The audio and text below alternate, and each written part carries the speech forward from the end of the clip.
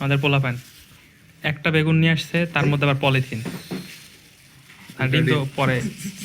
এই যে একটা পলিথিন নিয়ে আসলো ভাই, একটা বেগুনের দাম 15 টাকা ভাই।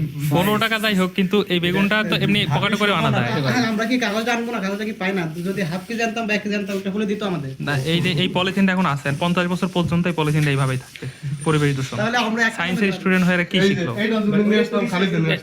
এটা তো বোতল তো আছেই, বোতলের সাথে পলিথিন লাগবে কেন? এখান থেকে বাজারের দূরত্ব 3 মিনিট।